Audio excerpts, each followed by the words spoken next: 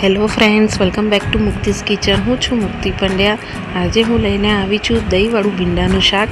અહીંયા દહીં ઘણી વખત ભીંડામાં નાખવાથી ભીંડાનું શાક ચીકણું બની જાય છે, પણ અહીંયા તમે કેવી રીતે પરફેક્ટ બનાવશો એ હું બતાવવાની છું. તમારે અહીંયા દહીંવાળું ભીંડાનું શાક દહીંમાંથી પાણી બી બહુ નહીં છૂટે અને ચીકણું બી નહીં બને. તો આને કેવી રીતે બનાવવાનું એ હું બતાવવાની છું.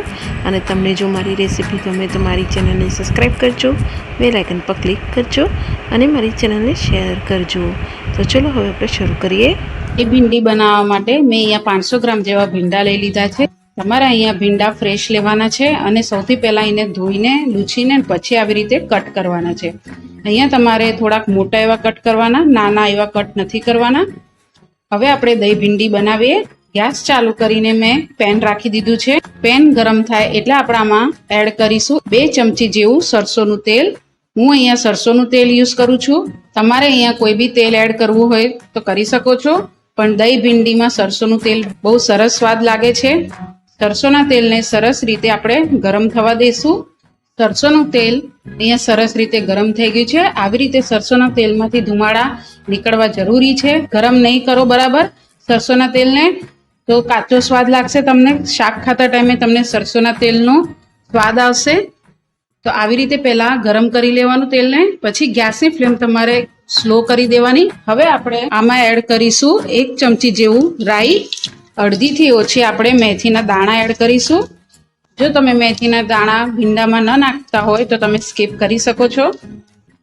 રાઈ અને મેથીના દાણા સરસ રીતે ફૂટીને રેડી થઈ જાય પછી એડ કરીશું આપણે 1 ચમચી જેવા લસણના ટુકડા અને 1 ચમચી જેવા લીલા મરચાંના ટુકડા. સરસ રીતે મિક્સ કરી લેવાનું. લસણમાંથી આપણે અહીંયા કાચો સ્વાદ કાઢી દેવાનો છે. તમારે લસણ અને મરચાંનું પેસ્ટ નાખવી હોય તો તમે પેસ્ટ બી એડ કરી શકો છો.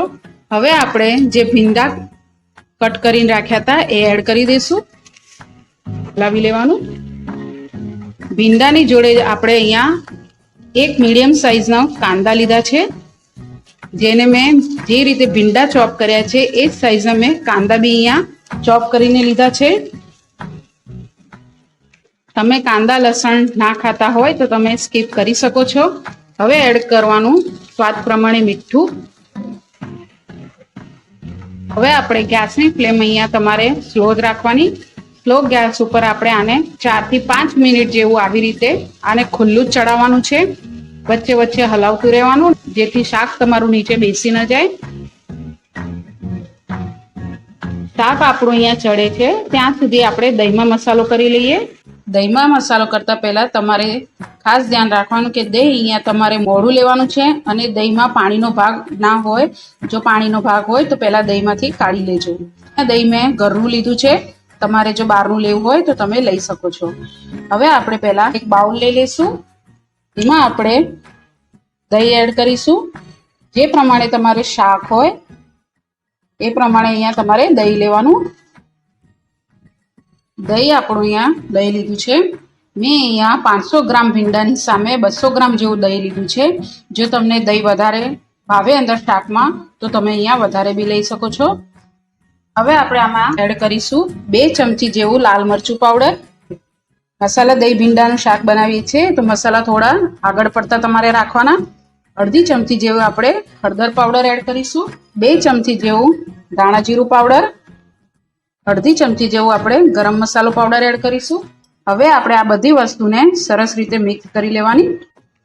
દહીં આપણું અહીંયા સરસ એવું મિક્સ થઈ ગયું છે. તમે જોઈ શકો છો એકદમ ગાઢું દહીં છે.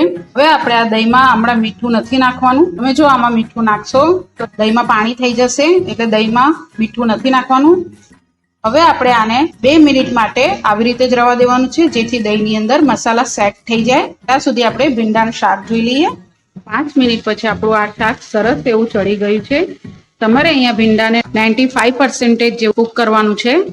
તમે જોઈ શકો છો આપણા ભીંડા સરસ એવા કૂક થઈને રેડી થઈ ગયા છે. તમારે અહીંયા ભીંડાને 100% જેવા કૂક નથી કરવાના. હવે આપણે આની અંદર મસાલો કરવાનો છે.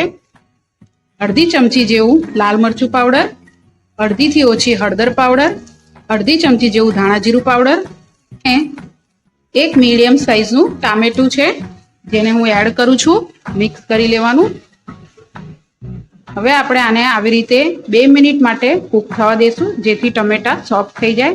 અહીંયા આપણું 2 મિનિટ જેવું થઈ ગયું છે. હલાવી લેશું અને ટમેટા સોફ્ટ થવા આવ્યા છે. આ સ્ટેજ પર આવે ત્યારે જે આપણે દહીં મિક્સ કરીને રાખીશું એ એડ કરી દેવાનું છે. દહીં મિક્સ કરતા ટાઈમે તમારે ગેસની ફ્લેમ બંધ કરી દેવાની અને ગેસ બંધ કરીને આપણે સરસ રીતે પહેલા દહીંને ભીંડામાં મિક્સ કરી લેવાનું. જો તમે ગેસ ચાલુ કરીને આને મિક્સ કરશો તો દહીં ફાટી જશે. દહીંમાં ભીંડા સરસ રીતે મિક્સ થઈ જાય પછી આપણે ગેસ ચાલુ કરી લેવાનું અને ગેસની ફ્લેમ તમારે અહીંયા સ્લો રાખવાની. દહીં નાખ્યા પછી તમારે ઊભું નથી રહેવાનું, જ્યાં સુધી એ કૂક થવા લાગે ત્યાં સુધી હલાવતું રહેવાનું છે. દહીં અહીંયા તમારું આવી રીતે કૂક થવા આવે. હવે આપણે ઉપરથી એડ કરીશું થોડી કસૂરી મેથી. કસૂરી મેથી નાખવાથી સરસ સ્વાદ લાગે છે. જો તમારે અહીંયા કસૂરી મેથી ના નાખવી હોય અને જો તમારી પાસે લીલી મેથીની ભાજી હોય તો થોડી 1-2 ચમચી તમે ઝીણી સમારીને બી અહીંયા એડ કરી શકો છો. હવે આપણે દહીંમાં મસાલો કર્યો ત્યારે આપણે મીઠું નહોતું નાખ્યું, તો અહીંયા સ્વાદ પ્રમાણે ચાખીને જો તમને મીઠું ઓછું લાગે તો તમે એડ કરી શકો છો. મિક્સ કરી લેવાનું. તમે જો પહેલા ભીંડાને 100% કૂક કર્યું હોત અને પછી દહીં નાખ્યું હોત તમે તો તમારું ભીંડાના શાકમાં તીખાશ પકડી લત, એટલે કે લેસ જે બને છે એ બની જાત. આવી રીતે તમે જો બનાવશો તો તમારું ભીંડાના શાકમાં લેસ નહીં બને. હવે આપણે 2 મિનિટ જેવું આને આવી રીતે જ કૂક થવા દેવાનું છે, વચ્ચે વચ્ચે હલાવતું રહેવાનું. હવે આપણું અહીંયા મસાલા દહીં ભીંડાનું શાક બનીને રેડી છે. તમે જોઈ શકો છો શાકમાંથી સરસ એવું તેલ છૂટું પડી ગયું છે અને દહીં આપણું અહીંયા ફાટ્યું બી નથી. હવે આપણે ગેસની ફ્લેમ અહીંયા બંધ કરી દેવાની. અહીંયા આપણું આ મસાલા દહીં ભીંડાનું શાક બનીને રેડી છે.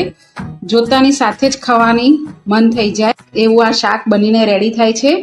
તમારે જો આ શાક ભાખરી જોડે, રોટલી જોડે કે પછી તમને જેની સાથે ભાવે તમે એની સાથે બી ખાઈ શકો છો. બહુ ટેસ્ટી લાગે છે. અને જ્યારે તમે શાક બનાવો ત્યારે આને બહુ મૂકી નહીં રાખવાનું. શાકને જો તમે બહુ મૂકી રાખશો તો દહીંમાંથી પાણી છૂટશે અને તમારું અહીંયા શાક ચીકણું બની જશે, એટલે કે લેસ બની જશે શાકમાં. જો તમને મારી આવી હરેક નવી રેસીપી જોવી ગમતી હોય તો મારી ચેનલને સબસ્ક્રાઇબ ના કરી હોય તો તમે સબસ્ક્રાઇબ જરૂરથી કરજો. બેલ આઇકન પર ક્લિક કરજો, કોમેન્ટ્સ બોક્સમાં જણાવજો, લાઈક કરજો અને શેર કરજો મારી ચેનલને.